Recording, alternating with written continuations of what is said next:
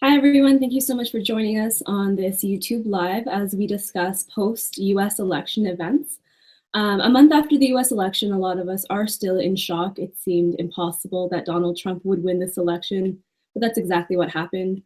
Today, we're joined by a panelist of powerful, intelligent women who are here to discuss what happens next for marginalized communities. We're joined by Blair Monty from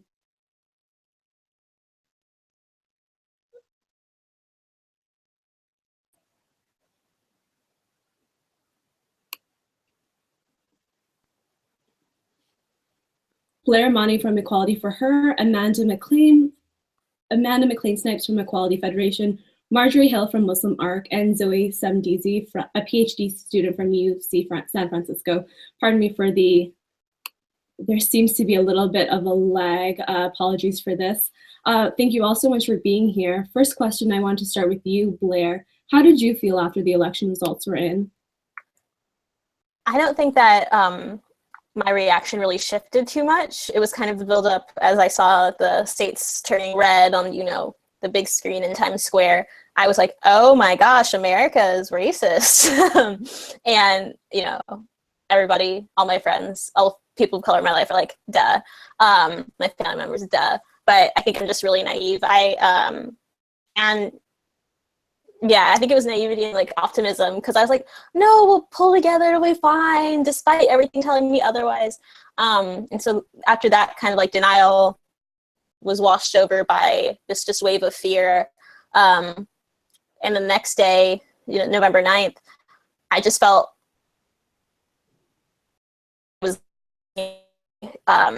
whether it was white guilt or white rage, I just felt like I was under a magnifying glass, and that became very uncomfortable. And so I'm doing better now, but I still feel that anxiety and that fear being a visibly Muslim woman going through Upper Manhattan. I feel safer in Brooklyn, but Upper Manhattan's pretty. And Marjorie, how did you feel wearing a hijab leaving your house after the election? I know there was that kind of discourse, but I live a few minutes from San Bernardino. I felt pretty much, I guess the same as when I've been in non-Muslim spaces. I've been Muslim for a minute, so I was around when the first Oklahoma bombing and they were blaming Muslims, and so that was actually my first kind of introduction to Islamophobia as a new Muslim. So I felt a little bit emboldened. I took my daughter out to the park, and I was just I'm gonna be Muslim, and and you're gonna have to see me in a very red area. The city I live in is very Republican. Were there any comments that you or your daughter got, or anyone in your family? No, I think. I've experienced being I've experienced both Islamophobic and anti-Black racism. And when I was in community college 20 years ago, I was threatened by skinheads. So I haven't experienced anything to that level that I experienced when I was younger. And when I used to have to take the bus and kind of have to, I was taking public transportation and dealt with a lot of, kind of scary things, but I feel relatively safe in my area. I definitely feel safer in the hood, though, for sure. If there's a bunch of Black people, I feel a lot more comfortable. I don't think if my car broke down, I'd knock on any doors around here. Blair, I know you said that you were surprised by the election results, but how about the rest of our panelists? Were you surprised that Trump won? No. I wish I were surprised. I think I would have been more surprised if he hadn't, because I think I just kind of am too familiar with these waves of backlash against certain kinds of rights-based gains that communities make. Historically, there's a dynamic that if there's a period of quote-unquote progressive leadership where different communities of color get more access to rights and other marginalized groups get more access to rights, there tends to be a conservative backlash. And for the past 8 years, we've seen, you know, Republicans literally willing to halt political progress just to spite a Black president, you know, a biracial president. And, you know, with all of the vitriol in that was being hurled in President Obama's direction, and with the really, really awful campaign that Hillary Clinton ran, yeah, I don't think that there was any way that he was not going to win. I was really hopeful that he wasn't going to win, and I would continually say maybe I'm erring on the side of pessimism. I would be really happy to eat my words and be wrong. I don't think I'm going to be wrong.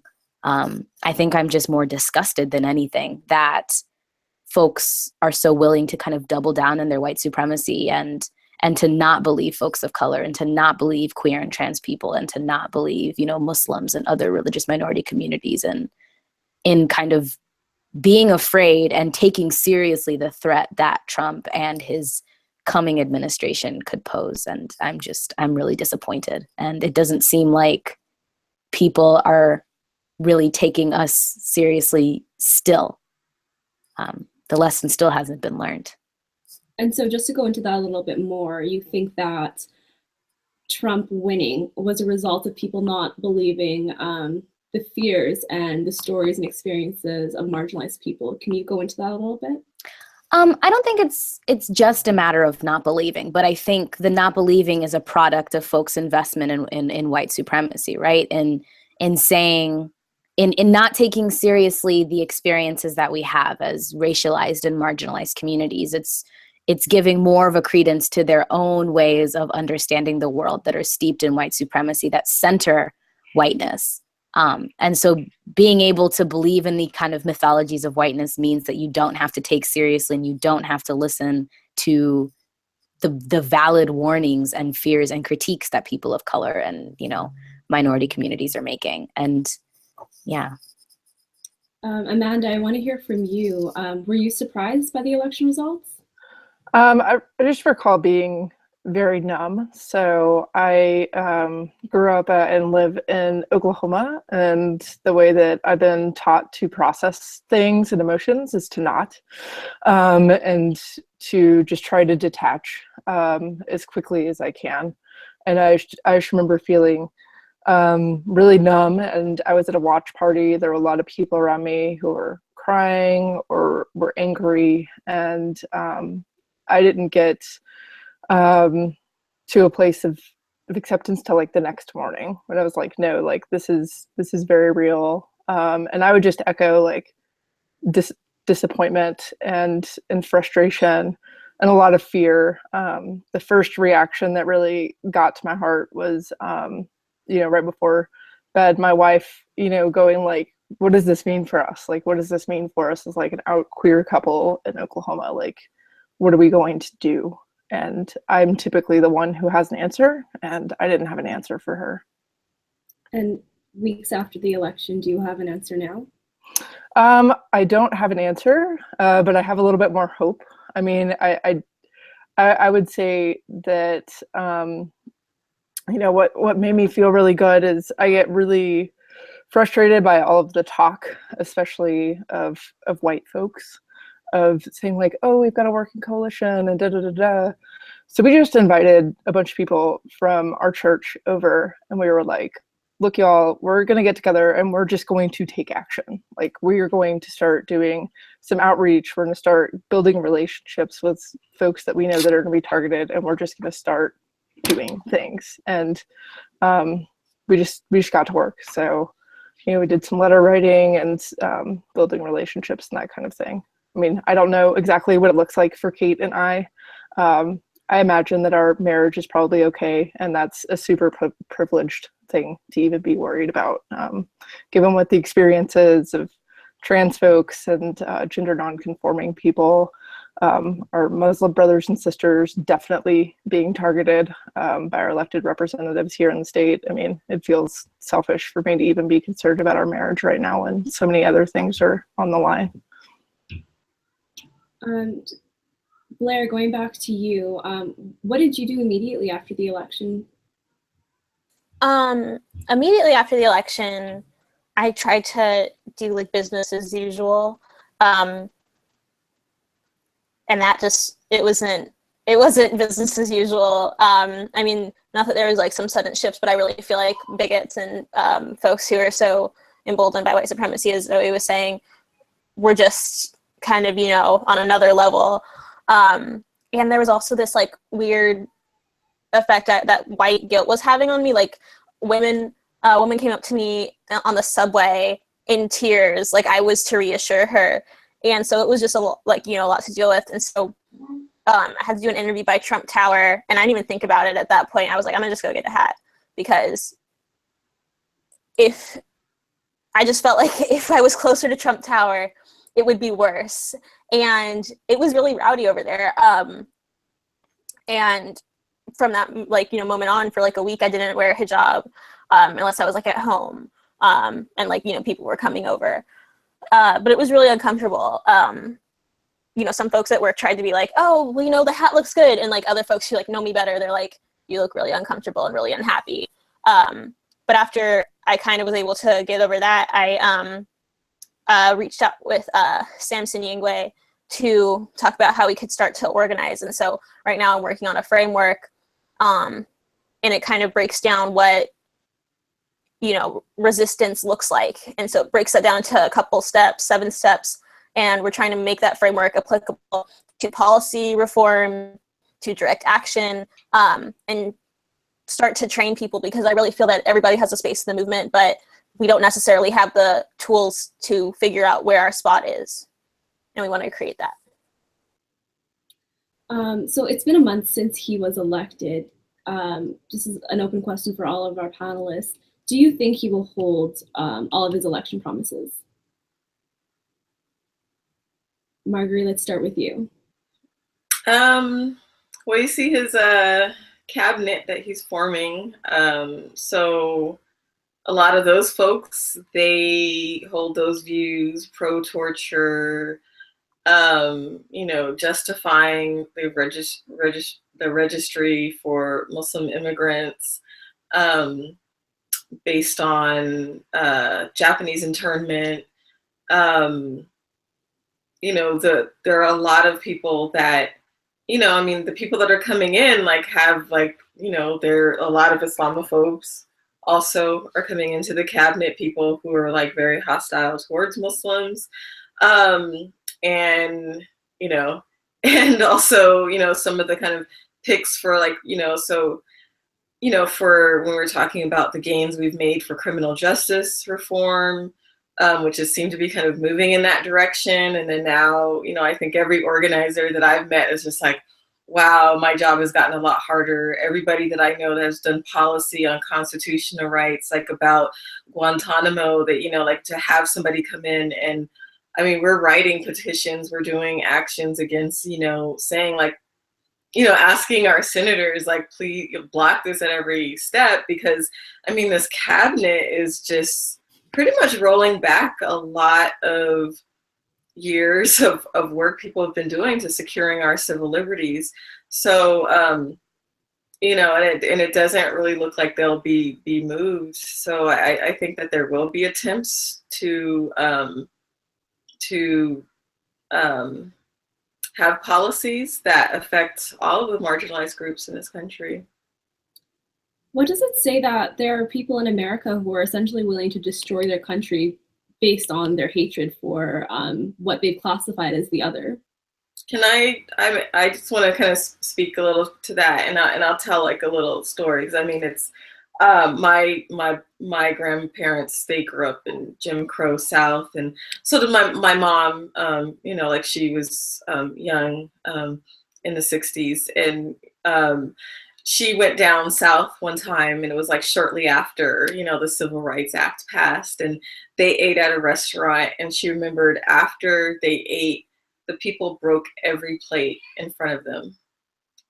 That's the kind of thing that they would prefer to do, is to burn their house down rather than to share it. The people that would break the plates rather than wash them, because Black people ate them, even though the same Black people who nursed their children could not eat from the same plate. So yeah, there's people that would destroy institutions rather than be considered on equal footing with somebody that looks like me. And that speaks to what white supremacy means, right? So, I mean, it's very tragic, but it doesn't surprise me. Well, then can white supremacists say that they truthfully love America if they're essentially willing to destroy it for their own selfish needs? Blair, I feel like you want to say something to that. Oh, I think that white supremacists, the entire like idea of like again as a time when America was great, like it's a mythology. It's a like a misunderstanding of of America is, that America oppresses people, and like the idea that because it was good for a select few, like it's belief in a mythology that it's a self-destructive belief, and it's trash. Amanda, do you have anything to add to that? Well, I was just going to say, I mean, it's fiction. I mean, these are, I would argue that, you know, America was never equal and it was never great. And, you know, the idea of again is just, it's silly, but it comes from, you know, a different, completely different world experience. You know, like folks who grew up in almost feel alien to me, that we even came from the same place or even from the same family. I mean, I have people who voted for Donald Trump in my family, you know, people I thought I knew and I know I love, but their world experience and their world view is just so completely different than mine. Like if you were to ask one of them, for example, you know, why do you continually vote against my rights as a lesbian woman? They would say, well, economic justice is the most important thing. And I would say, okay, but it's not a fair playing field, you know, that there's different wages, there's et cetera, et cetera. And I point out, you know, this list of how we haven't been equal, and none of that is in their experience or seen as valid grievance. So would you have something to add to that? I always kind of have a chuckle about this idea of making America great, because when I'm looking, you know, there's this tendency of like romanticizing and mythologizing the founding fathers, right? And I think if that is what we understand as America being great, you know, we're getting very close to that, to be honest. So, you know, when America was started, citizenship was only for wealthy, white, landowning, slave-holding men. And we are looking at a cabinet of billionaire men. And, you know, this country is about to look an awful like the way that this country looked when it was created. And I think that there's something really ironic and very painful about that, because, you know, back then you had poor white people kind of fighting to be like the rich white landowners who were not extending citizenship to them and supporting, you know, slaveocracies and supporting all of these, you know, and signing up to be in the military to clear out indigenous people from their land. And also, you know, looking at the Dakota Access Pipeline, right? It's a really visceral reminder of what this country is built upon indigenous genocide and African enslavement, and in the really destructive rolling back of rights and access to resources that's going to happen in Black communities, and in the way that, you know, Trump's financier friends are trying to privatize the resources that are on indigenous reservations. Like we're getting back to what America was in a lot of ways. I mean, what America has always been, but just really visibly.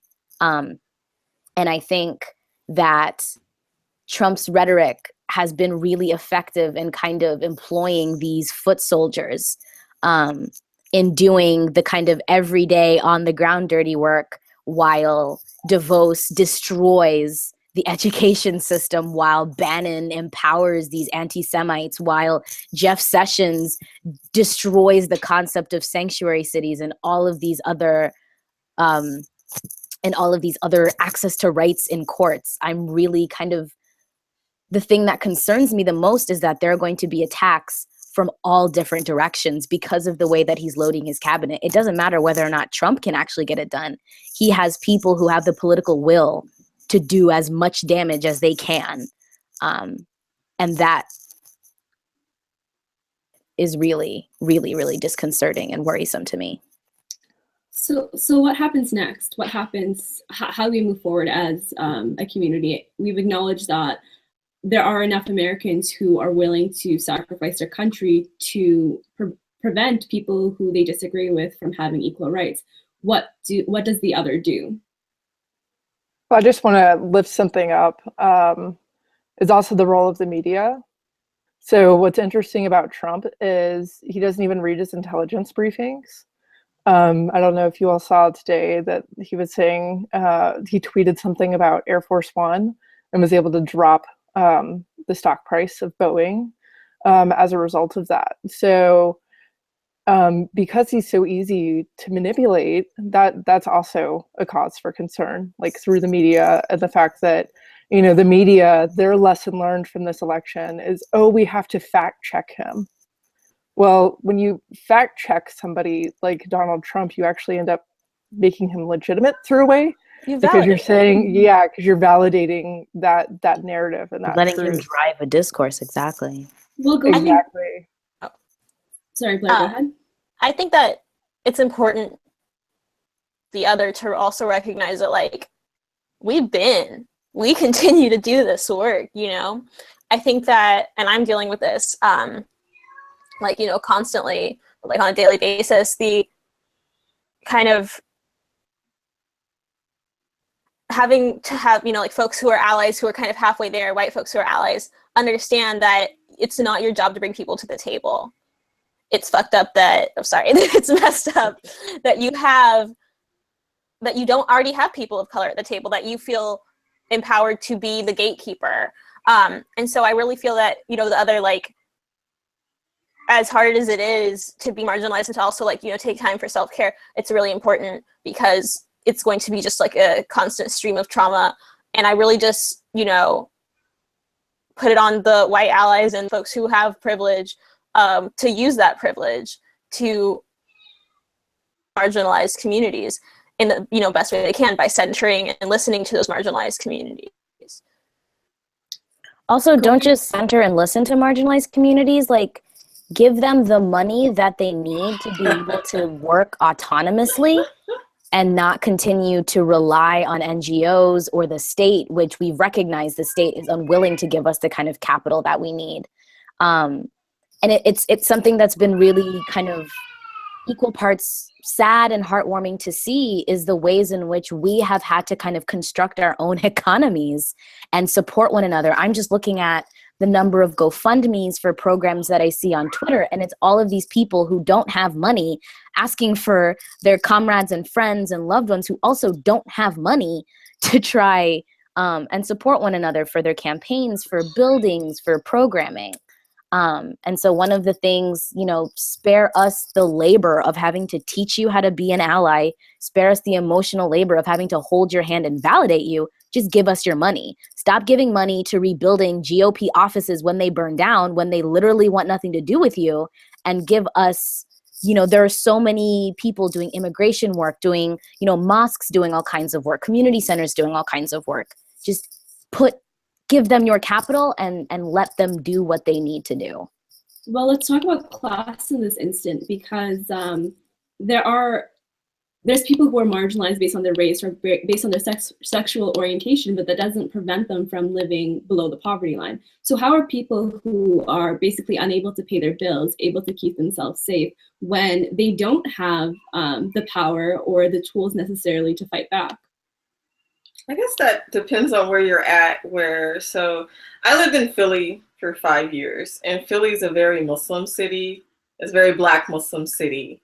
So some of those, and yes, the rest of Pennsylvania, which, you know, we know which way that voted, you know, like you do have like some of that belligerence. But like when you talk about like inner city Muslim communities, that's probably like the safest place you could be. Like I live in the suburbs right now. So, and I told Imam Jihad Safar, I was like, yeah, I'm on the front lines dealing with the racist bros with their monster trucks and stuff. But, and like I said, like in the inner city, with the masajid, those are safe spaces. Like those are like, when you talk about sanctuary, and LA is also a sanctuary city. So I don't think there's a question about safety. You do have questions where people they want to know like what's going to happen with their healthcare, what's going to happen with schools. You know, so they're not necessarily concerned about like racist violence, right? But like they're concerned about, you know, policies and what would happen. But it's kind of like in those areas where you're either on the border, if you're, you know, like, and this is what I've noticed when it comes to issues about safety. They tend to obviously pick on who they see as like somebody's not able to fight back. So like as a visibly Black woman, it's very rare for a racist white woman to say anything to me. But like maybe a man would say something to me, and that's always been like the case. Like a woman wouldn't say anything to me. So I don't know, like as far as like for the predominant like Muslim, like the Black Muslim community, or are they like that wasn't even a consider. It was like, hey, this is another day, you know, it may be a little bit harder, it comes and goes, but like, I mean, the kind of panic that we saw widespread on social media wasn't as much within the Black Muslim community, but within the kind of like integrated, you know, like, or kind of like suburban masajid where, you know, these people have always fought trying to get their mosques set in, like where their neighbors had problems with them. They're like concerned, you know, can we make them any more cookies in our interfaith events?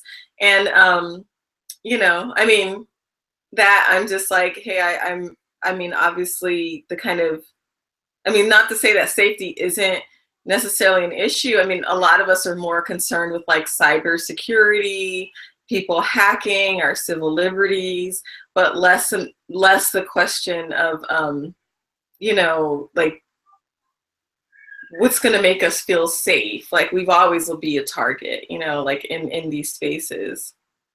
Well, that's exactly it though. In the sense of like social security and financial stability, how can people from who are the most marginalized in societies really afford to fight back if they aren't getting to the safe spaces, or if they aren't having the power, the ability to access a network that will show them where their resources are?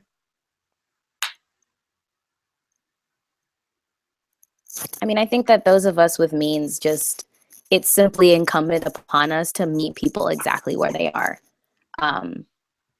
to seek out the members of our community who are excluded in certain ways and are kind of segregated from resources in certain ways, and go and bring things to them. You know? Absolutely. An example of that, when I was in DC and folks were, you know, like demonstrating, people would mobilize to get water bottles to folks. Oftentimes these folks were, you know, students who, you know, were doing different demonstrations, different rallies. People would mobilize to bring water and to bring resources and supplies. And this kind of shift happened in the middle of the summer when there was a, you know, like sustained period of violence in July. I mean, it's always a sustained period of violence, but in this specific second week of July, there's a shift from people, okay, let's bring all the resources to these temporary demonstrations, and let's just start going and passing out water in the hood. Like, let's bring the resources where you can't, like, there is no, like, clean water right now, like, where there is no resources, where people are, or kids are outside thirsty and they don't have lunches because there's not school in session right now. So I was really proud to see that shift within the community in DC, because I feel like so often we, not so much get distracted, but, you know, we invest a lot of resources into these more temporary instances of action. And it was really beautiful to see it happen along a sustained period of time. And I really think that's the type of organizing and community caring that we need to have over these next 4 years. Yeah, I mean, I guess, I mean, I wanted to kind of touch upon it, I think that, you know, many, and so, I mean, I'll speak from the Black Muslim experience and the people who have inspired me, and many of them, they came out of the civil rights movement, they came out of the Black Panther Party, they came out of that kind of organizing space, like those are my elders. And you know, like, so for them, like, and because, like, you know, like they did all the marches and stuff, so they're kind of looking at this next generation of doing stuff, and they've been like, they were the brothers and sisters in Baltimore making sure that people, you know, providing direct services. And so they may be like, okay, some of y'all may march in the street, but we're organizing in these other alternative spaces.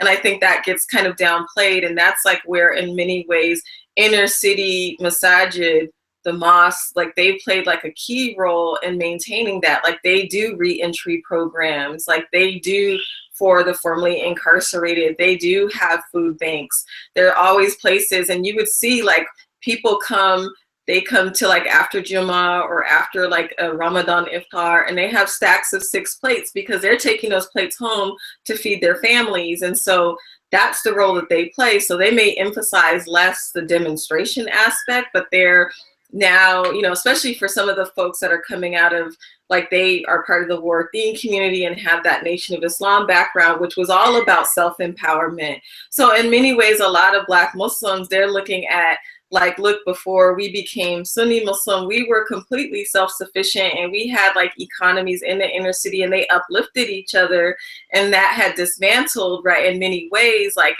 by the 90s, when they decentralized the Warthin community. And so like now people are kind of looking at different modes, like from moving from civic engagement, but also the economic empowerment piece, and that kind of got derailed as like the kind of universalized ummah stuff, you know. So there's like some kind of complex processes that have happened to disempower Black Muslims who really have always dealt with the front of you know, the intersections of Islamophobia and racism. And many of the people, like now the elders, like, and they're starting to pass, like they want the children, the youth to really understand what they did and to provide that model. And it's like, it's up for us to kind of take the baton and to like ride with that, and not just, you know, just assimilate into like the suburban masajid and leave the inner city out, you know, out to dry. So moving forward, over the next 4 years, how can we organize to change what's happened and what will happen over the next 4 years? Amanda, do you want to take on that question? Sure. So, I mean, from my perspective, and just listening to the last few minutes of the conversation, I mean, it's an all of the above strategy, right? So the way that this looks in like the queer movement is, you know, all of these legal protections could potentially be rolled back. So people are doing pop-up clinics in places like Mississippi, right? Like Hattiesburg, Mississippi, because it's one of the poorest states in the country, and people aren't going to be able to get access to things. So I mean, I do think that there's a level of safety that has to happen for trans and gender non-conforming folks, women, people of color who have abnormally high, you know, rates of violence and murder. There is an urgent and a pressing need, and violence that happens during incarceration and things like that. So there's work that needs to happen on all of the different fronts, whether it's criminal justice reform or school safety for people who need accommodations to, you know, go use the restroom, or even building political power. Because let's keep in mind, a lot of this movement happened because they redistricted, and when they redistricted, they were able to take, you know, hundreds of seats back at the state legislative level. Under Obama, 2/3 of the governors in the country are Republicans. So they also set, you know, the rules of the game. So there's all sorts of, whether it's direct service on the streets with people, or in the halls of the capitals where redistricting happens. It's everything. It's yes and it's an all of the above on tactics. I mean, there's going to be civil disobedience, and there's going to be conversations that happen in boardrooms. It's all of the above. What do you think the next 4 years will bring? Sustained violence. Oh. Why do you say that? Well, just what Margaret was saying about the cabinet that's been assembled, and midterms elections. Democrats have been really weak on midterm elections. That's assuming that Democrats will be less violent than Republicans. It's all really starting to blur, or blurring even more. Midterm elections come up, it could be a complete just Republican House and Senate governorships that are up for vote now. And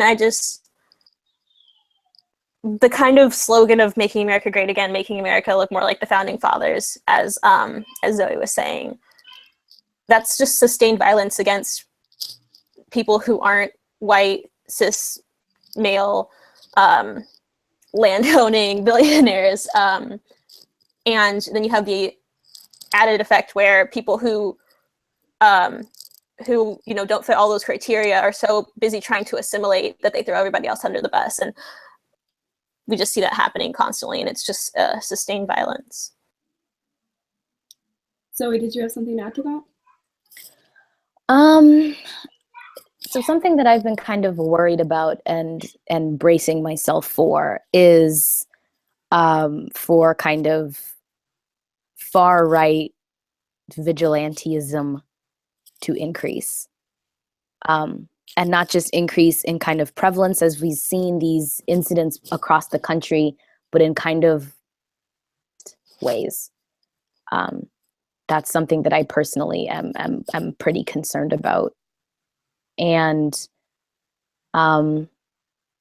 yeah, and something that's been kind of promising, though it's really sad that it's taken something like this, it's taken organizing out of this sheer anticipation and fear, as I've seen communities of color, marginalized communities, really turn inward and see how they can plug in the gaps in terms of services and needs and resources for members of the community. And I hope that this isn't just something that is a reactive, fearful phenomenon. I hope that it's something that, is going to kind of whip us into shape. And I don't want to err on the side of accelerationism, because that is a very terrible politic and a very terrible line to start going down. But I do hope that this is forcing us to recognize the real necessity of having community. And I hope that what we've seen in this outpouring of kind of support for one another, I hope that that's something that does is sustained, because I think that white people doubling down into white supremacy is also something bad that's going to happen. We're going to see racism from the left in their refusal to integrate into racial analyses into their classed politics, and it's obviously going to come from the right, because the right is the right. And I think that I don't advocate people becoming kind of isolationists, but kind of to some extent at the end of the day, like, all we have is our community, and hopefully the other communities that we can forge alliances with. And these kind of coalition and base building is incredibly important right now.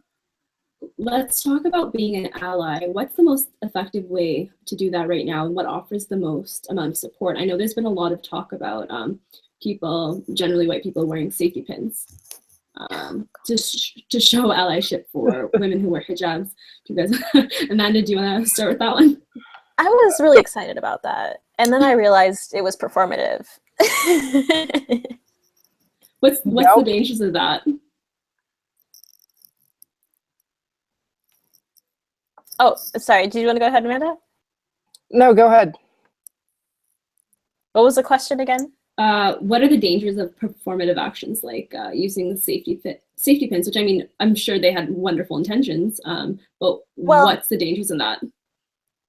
So I think it was best exemplified by the only woman I've seen wearing the safety pin. But she pointed to it on her lapel. She was like, appreciate me. And she doesn't, at that point, you don't even care about the people of color that you're wearing this for, the Muslims that you're wearing this for, the queer folks you're wearing this for. You care about how it makes you look, which is why it's something you put on, you know? And it was really like through the tweets of people like Feminista Jones, people like Zoe, and Margaret, like I was like, no, it's fine. People are gonna wear safety pins and it's gonna be okay. It's gonna be fine, because I was still in denial. And then eventually I was like, okay, you're right, because it's just really annoying. It's just a pat on the back, and they're not actually doing any work, which is really. I was like, man, like, I wanted it to be like one thing to fix it, but we have to stop thinking. I have to stop thinking of like liberation, progress as being something as simple as a safety pin, because that really belittles so much of the conversation. Of the work that people of color have been doing toward liberation, to say that white people, that's one centering white people, that white people are going to save us by wearing a safety pin just diminishes the effects and the trauma of racism, of bigotry. And I think it's also completely misunderstanding white supremacy, right? So you're wearing a safety pin that says, you know, I am a safe space. But how often, I mean, me generally, I am victimized racially more so by liberals than I am by conservatives. So you're wearing the safety pin with the assumption that me, a Black woman, is going to be able to trust a complete stranger that I've never met before to assist me in whatever potential threat of my, like if someone is attacking me or something, I should be coming to you for what? Are you going to give me $5? Are you going to pay for me to go see a therapist? Are you going to give me a ride home? Like, are you, for what? And I think that it just really fails to understand the ways in which just white people are fundamentally untrustworthy to a lot of us because we are afraid of them. And even the ones who are well-meaning, you know, the road to hell is paved with good intentions. You can be well-meaning and exhaust me of my labor, exhaust me of all of the things because your allyship and your politics revolve around you kind of needing to be validated for what you're doing.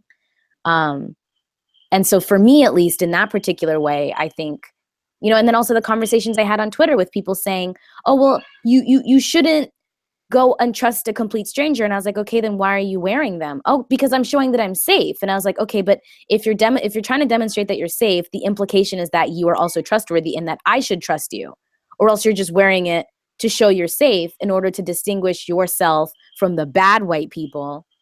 Like, so what are you really wearing it for? What are you really doing? You know, because I'm sure there are people who thought that they were safe and thought that they were good liberals who just watched while, you know, hijabis get their veils ripped off.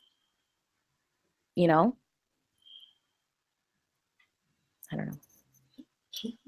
Amanda, I think the question started with you, so I wanted to give the floor back to you.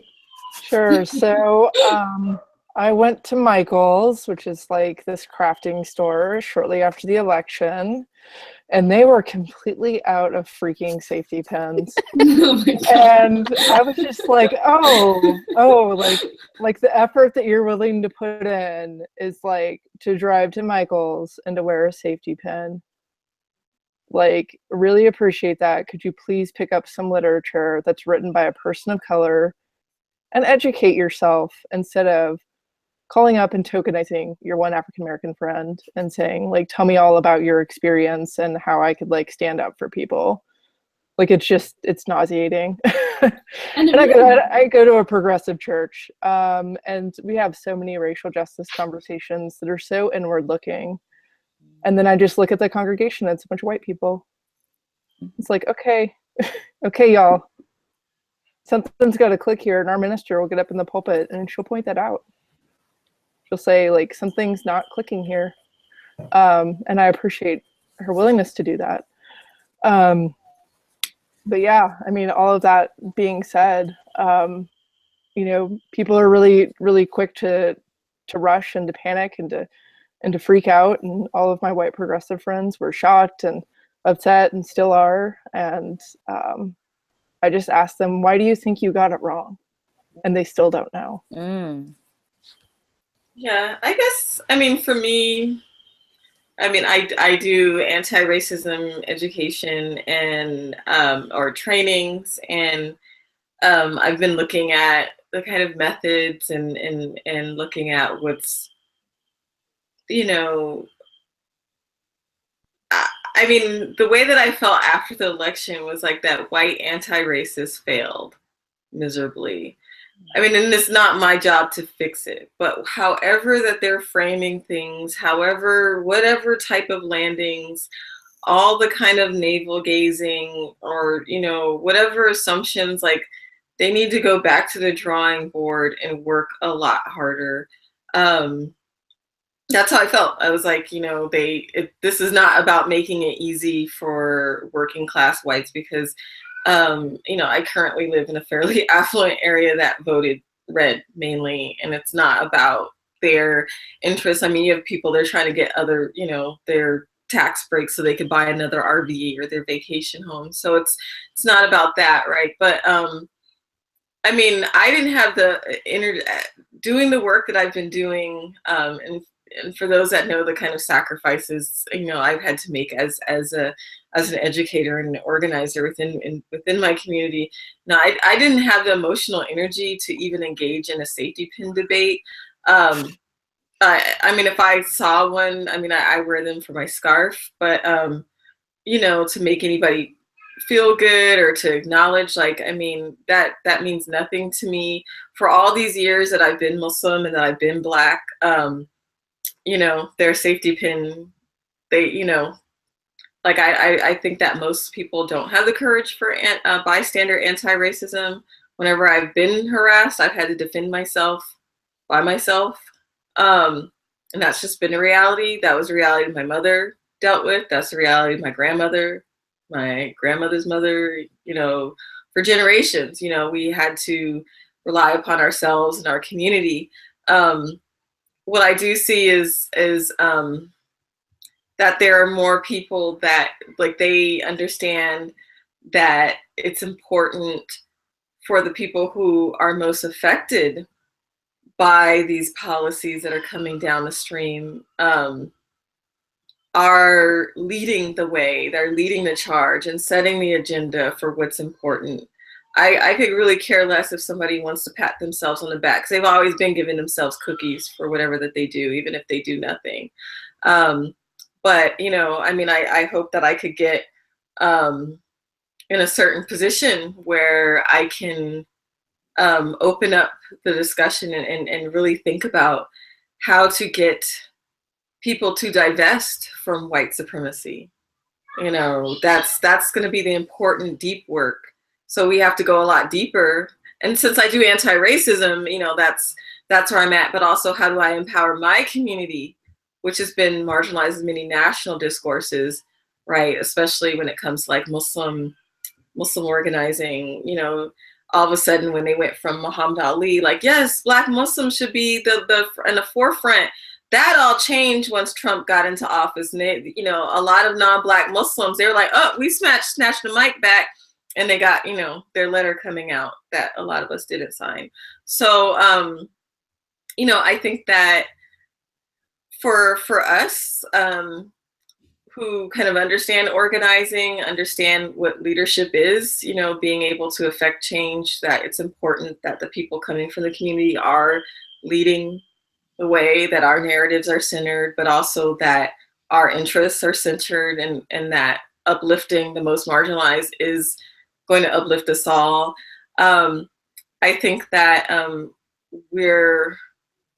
you know, we know we got a lot of work ahead, but in many ways we know that the work is a lot deeper. It's a lot more like at the root. It's a lot more radical. I think many of us are reclaiming that vision, right, of real transformative justice, real transformative anti-racism, real transformative interfaith multiracial work. And that's where we're at. And so like, we know it's not just about those little small gains, but that actually our organizing is not just about power, but really a kind of transcendence and a kind of moral compass. Like that's where I found the very enriching conversations, and people have been very hopeful, knowing that their work is really about making like a real vision of society where people could be free. And that to me, it's like, you know, you're breaking the kind of that veil, or like, you know, unlifting the veil. But like, you know, to see beyond that, to see beyond the kind of superficial gains, but to really like, what does it mean to center Indigenous rights, right? Like how do you create these kind of spaces? How do you create communities? Like, how do you have restorative justice? How do you transform? What does it mean? What does safety mean when you don't have to call the police, but you actually, the community can take care of itself? And that's been very exciting. I know a lot of people were like afraid and nervous or whatever, but it's just like, but some of the conversations have been truly inspirational.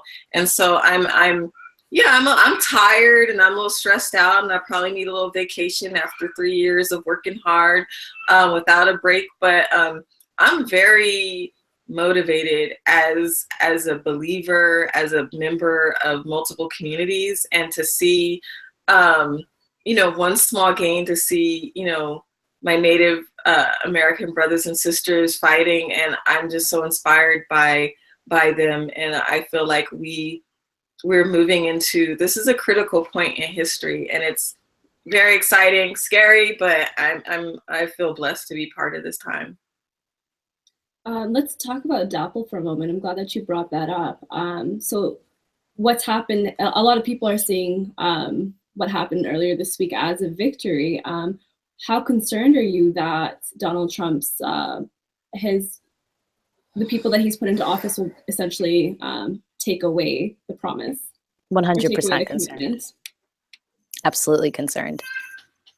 I think that even if, I mean, I was talking about this on Twitter, even if the Dakota Access Pipeline project is terminated and whatever, like, yes, I think that that's something important to celebrate because of the sheer amount of mobilization that happened around it. But I think one of the problems with the ways that folk allies of Indigenous communities, particularly white people, I've seen this, is the disconnect of pipeline construction as an environmental issue from these wider systems of capitalism and settler colonialism. And so they see this as, okay, this is an actionable fight, right? There's a pipeline that's being constructed, and all we need to do is to stop the pipeline. And if we manage to stop the pipeline, we've won and we're finished. But Trump's Native American Council, again, is looking at all of these different reservations around the country because there are coal and natural gas reserves underneath them, and they're trying to figure out how to extract them because the people he surrounded himself with have shares in these extractive industries and pipeline construction in Shell and BP and all of these things. And so if we disconnect the Dakota Access Pipeline from this wider system of growth and consumption of natural resources, we lose sight of the forest for this single tree. We don't see that there are dozens of other potential Dakota Access pipelines that are going to be built, because we are never going to not need oil. And we had Keystone not that long ago, and DAPL right now, and it's going to be a lot of other pipelines that are going to come over the next few years, or attempts to construct pipelines over the next few years. And we're going to see water coming to even more of a like, I mean, it's already a massive issue, right? And also there's this problem of not connecting what's happening in Flint to what's happening in South Dakota, right? There's this real bad habit of compartmentalizing all of these struggles, as opposed to looking, and maybe it's overwhelming, but looking at, you know, what we have in front of us as this kind of like holistic overlapping systems of violence that's attacking our access to natural resources, and our natural resources are being rapidly privatized. That is leading to environmental degradation and pipeline construction. And I think maybe I don't even think that the Dakota Access Pipeline has actually stopped in its entirety. I think that there was some kind of delay, and I think it's going to continue, I think. But there are so many other potential pipelines to be constructed, and so much other natural resource speculation that's happening across the country, and fracking. And I think it would be dangerous for us, and I'm not going to speak to how Indigenous communities respond to this, but I think that it's dangerous for us non-Indigenous communities to think that our fight for Indigenous rights or our fight against this expansion of pipeline networks begins and ends at the Dakota Access Pipeline and at Standing Rock. Just going back to speaking about mobilization, do you see the silver lining in this at all, as being how widespread mobilization was, and how people really came in from all different parts of the world, all across North America at the very least, to defend Standing Rock and to become water protectors? I am kind of a natural pessimist, and I think that there are a lot of less than noble reasons why we non-Indigenous folks aligned ourselves with Standing Rock. I think that there's a lot of like really weird fetishes, fetishizing mythology around Indigenous people. Like, this is one of the really massively visible resistance moments in Indigenous communities in the past, I don't know how long. And I think that, because they're generally so hyper invisible because of genocide and because of this restriction to, reservations and all of this, I think in some ways, for some people, there was something really novel about it and something that was really interesting about it, as opposed to recognizing that, okay, they've been made invisible through these particular social political processes. And we have to fight against this invisibility. I think if you look at the articles that have been written about people, it's more of a Burning Man than anything, and people going and completely disrespecting Indigenous modes of self-governance, and people, colonizing Indigenous resistance to colonization in a lot of ways. And I think visibility is not a blessing all the time, often, really. And I think that as great as the mobilization has been, there is also this tendency for struggles to be en vogue and then to be unpopular.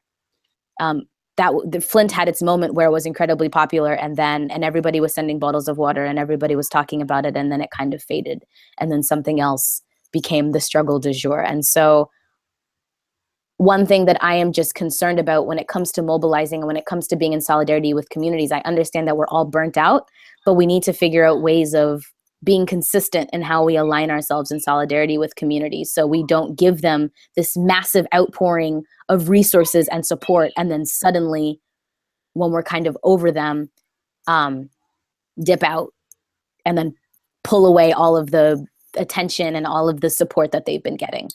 How responsible do you think media is for that, though? Because a lot of the times, I mean, it does with the news cycle, right? Like, a story will be on the news for 48 hours, 72 hours, or however long until, like, the flames die out, and then it's no longer talked about. There's no more context because it's not big news anymore. I mean, people going to Standing Rock made it part of the news cycle. And I think that Standing Rock is kind of different in the way that some other causes or some other struggles kind of occupy space in media and then kind of disappear, because the media was not covering Standing Rock and everything that was going on there until people started coming in massive waves.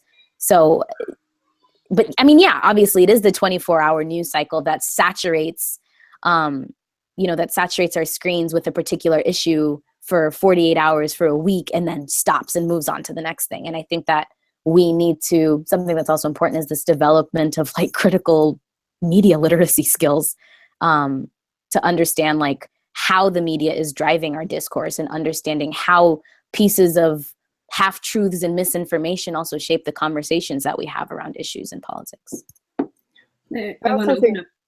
Sorry, yeah, I was just going to say, I think that there's also this piece around how organizations that may have privilege actually use their pitching power to direct media attention, right? So like, you know, the media can be pitched to, and like my hunch is that part of the reason why Standing Rock got so much attention is because of Thanksgiving, and people, producers liked this like sort of like contrast between, you know, see how Indigenous people are being treated while also like, oh, isn't it like kind of ironic that it's also Thanksgiving, right? Like they enjoyed playing off that contrast.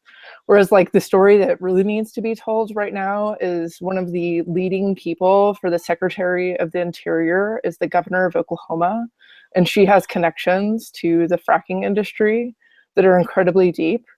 And the tribes themselves in Oklahoma have written a letter and said, like, yes, actually, we're endorsing Governor Fallon for this position because they at least have a relationship there, and they want to at least like try to have a relationship with somebody.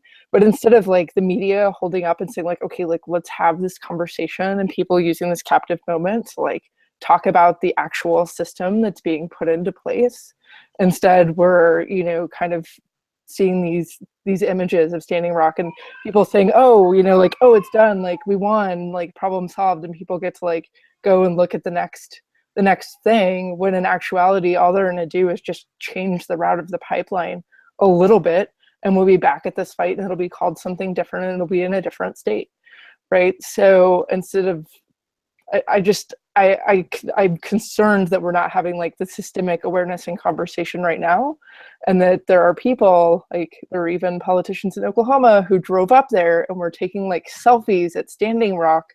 I'm like, what are you doing? Like, why are you the one that needs to take up this space right now? It's the exact same conversation that we're having with safety pins, right? It's taking up space and making something about you and making yourself feel better as if you're doing something, and not realizing that you're being the worst possible ally that you could be. I think. Yeah, I was. Oh, sorry. No, go ahead. Yeah, like I mean, because we were involved in both the like Flint campaigns and also in No DAPL, and having working to amplify Native voices, like, you know, like there are Native and Indigenous Muslims. Well, I mean, and obviously, like the stories become about non-natives coming to Standing Rock rather than Indigenous voices, and you know, like so pitching stories to media where the media cycle was focused on the election itself. It was very difficult to generate interest. You know, like whether it's like doing the work of tweeting out, and you know, and we held national calls and also did a live stream from Standing Rock, but really tried to center Native voices, but knowing a lot of people were coming in to see, you know, an imam who was of Afro-Indigenous heritage speak, but I mean, he's not like, he didn't come in speaking on, you know, from a Native perspective, but, you know, people were watching him because he was famous, right? And so that's the kind of struggle and doing our kind of anti-racism work. We've seen kind of some of the tensions in Flint where outsiders will come in and they know better, and, you know, and they come in and it's all the attention and it's the photo ops, and yet, you know, there's people that are still there. And that's like what we're still working on. I mean, our organization, we work on leadership development, and, you know, like we still have a commitment to continuing the relationships that were built for long-term solidarity work and coalition building with Indigenous peoples and with Natives and with the Lakota. And so like we hope to continue that through long-term work and utilizing, you know, like pooling our resources together, or if there's, you know, some type of work, you know, so that's, you know, like we're still working through that, but also making sure that those narratives that were subsumed by the kind of dominant narrative of this kind of like mystic pilgrimage, dancing with wolves, you know, like all that kind of those tropes that were happening at Standing Rock, that we move beyond that, because Muslims who were non-Native Muslims participated in that also and replicated those kind of colonial patterns. So it's very, I think that, and doing, that raises up questions about doing like coalition work and solidarity. I know people talked about allies, and for us, we've pretty much, I think we have two different approaches, like as a Muslim, like as a faith-based space, which is like allyship as within the concept of Muslims, like waliya, of utilizing our privilege to advocate for those who don't have access to the same resources. We have things within our kind of tradition, and that people that actually live that and experience that. But we also adopt, like we are very much in line with the idea of accomplice. So somebody wearing a pin with their little empathy thing is not as much of an accomplice. Like they're trying to do that like as a kind of like with that resistance movement where people actually put their lives on the line to protect people during the Holocaust. So, I mean, that's like, if somebody wants to be an accomplice and get down in the trenches with me, cool. Like we're talking about long-term work, long-term transformation, a lot of sweat, and it's not going to just be on my back to make people feel better. And it shouldn't be on the indigenous people to make us settlers feel better about, our complicity in their oppression. So I think that I do agree our stories need to go deeper. Also that, there are people that do pitch those complicated stories, and most of us, we end up mostly on the cutting room floor of the editorial thing. Like you could have all this stuff to say, and then what they want to hear, what the media, what the audience wants to hear are those stories that'll go viral, and they tend to be like replicate those same like Orientalist tropes from within a Muslim perspective, and or racist tropes for us Black folks. And anybody else that complicates that narrative, we just end up on the editing room floor. Just a final question before you wrap up tonight. Before we started this conversation, we talked about what it's like to come of age in a post-Trump or in Trump's America. I want to hear from each of you. What sort of advice would you give a 14-year-old who is just accepting their sexuality right now, or dealing with anti-Blackness and Islamophobia, or different levels of oppression that they might be dealing with? Amanda, do you want to start with this one? Sure. So I would start by just saying that, for the queer movement, one of the biggest victories recently was the freedom to marry. And that wouldn't have been possible without the HIV/AIDS epidemic, because HIV and AIDS is how people got to see our families for the first time, got to see that we weren't alone, that people loved us and cared about us. And that's when our community started coming together, when lesbian women started caring for men whose families had disowned them, when people started paying to bury folks that they had never met, and a national conversation started. So right now it's awful, and we've talked a lot about violence and bigotry, but it was awful in the 80s too, for HIV and AIDS, and it's still a really big problem in the community, especially in the South, for a lot of folks. But what came out of that was the freedom to marry, and as people got to know our families, and that all we wanted was love and commitment, hearts and minds changed. Blair, do you want to answer the question? Sorry, I had to unmute myself. I think that, let me back up. So I don't think that had Hillary won, I would have been able to share my story like I have been able to.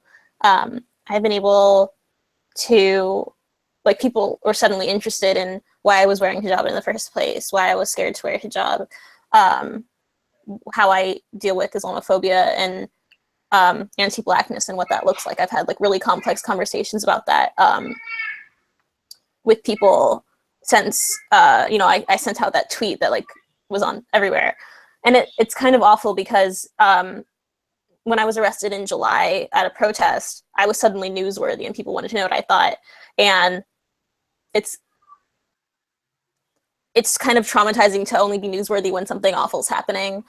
But I think that it is somewhat transformative because people are kind of expanding narratives, and they're kind of looking at a larger picture of whose voice matters, and why, and how did we get here.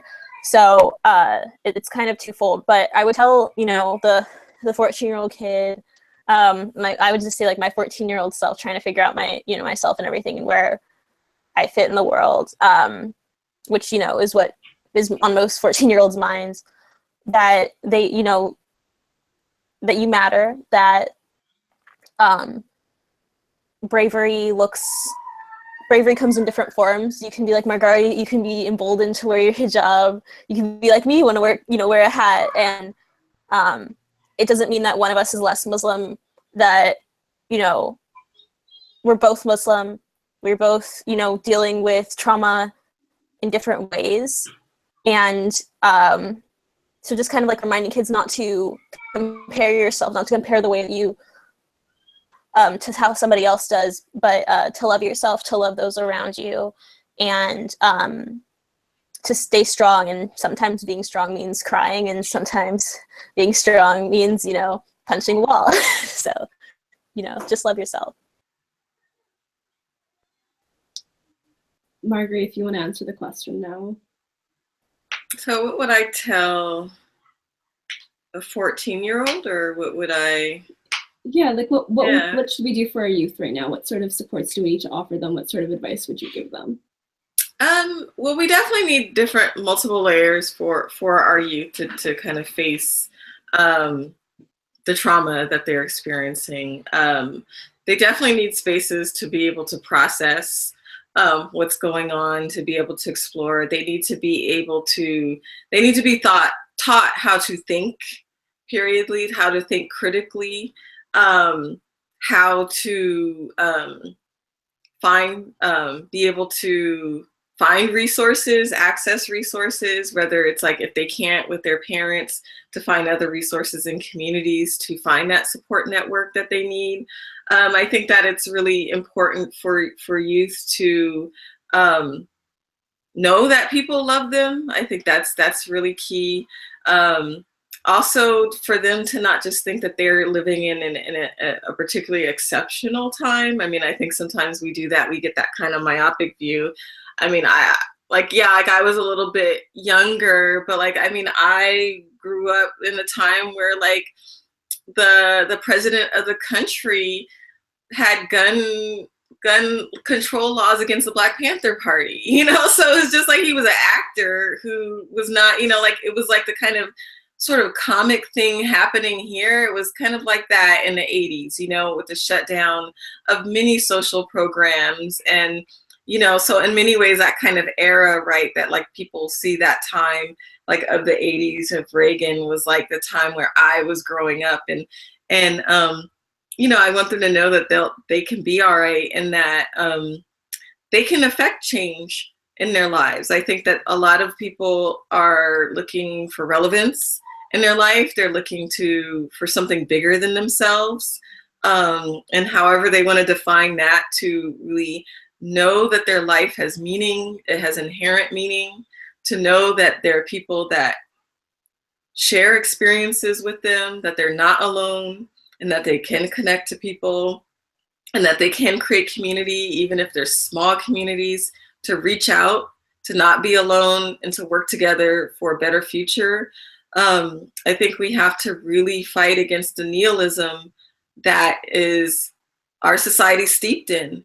And so I would really try to equip our youth with deep meaning and purpose, a sense of purpose and a sense of love, and to create spaces where they could feel purposeful from just existing and being beautiful and creative, and give them spaces to be able to think through things, and to look through these false realities, and to find some, inner sanctuary from the people that are telling them, filling them with hate, or, trying to tell them to hate themselves.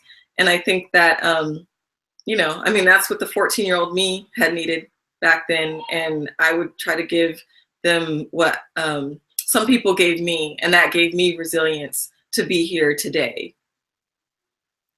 And Zoe, last answer of the night goes to you. So let's see, 14-year-old me, I was living in a very small town in Missouri, and I was convinced that I was not queer and that I was just kind of going through something and that I would get over it. And I spent most of my formative years, you know, trying to convince myself of my heterosexuality and trying to convince myself that I was not unworthy of the white people who would not give me attention and would not be my friend, and of the boys who did not want to date me. And instead of trying to see myself for the brilliant, wonderful Black woman that I was, I kind of doubled down in continuing to try to convince them that I was desirable, that I was someone who was worthy of being a friend, of having value. And I spent so much time trying to kind of assimilate and to deny myself of being Black in all of the diversity of what it means to be Black, because I didn't want to be a stereotype, right? And so I think I would tell 14-year-old me that, listen, you will make yourself more miserable trying to force yourself to assimilate and trying to force other people to affirm you through these lenses of these normativities, of heteronormativity, of whiteness, and all of this. Like, there is a man named Trevor Noah that you do not want to make an ass of yourself like, and you need to, you know, to see Blackness in all of its diversity, including you, even though you feel like you're an outcast and you feel like there's something wrong with you. You know, to queer kids, like, I would advise you to get on the internet and make community with one another, because I'm just looking at these networks on Tumblr, on Twitter, and I was just like, listen, if I would have had that when I was 14, I would have been a weird little queer kid 10 years ago. And we would not have had all of these problems that I had, you know, going through the rest of my teenagers. But, you know, as Marguerite said, I would really advocate folks to look for community outside of these kind of normative systems that will forever have you trying to chase your own tail and convince you that you need to assimilate and you need to try to prove to them that you are worth humanizing and worth having humanity, and you have humanity, and it is a beautiful humanity, and whatever it looks like, and you don't need white supremacy and cis normativity and patriarchy to affirm you. And you don't have to be alone, and you should absolutely reach out to people, because the burden to bear is far too heavy to bear by yourself, and we will be here for you, and we will try to do what we can to give you what we needed to have at the same age. Okay, thank you guys. I think that's everything. I've kept you guys long enough. I really do hope we can keep these conversations going, because I think in the next 4 years and the next decades to come, they will be really important. Hopefully we can also include more diversity in our next panel. So thank you for joining me, and for everybody watching at home, if you want to add in your feedback or your thoughts in the comments, I'd love to read them. Thank you. Thanks.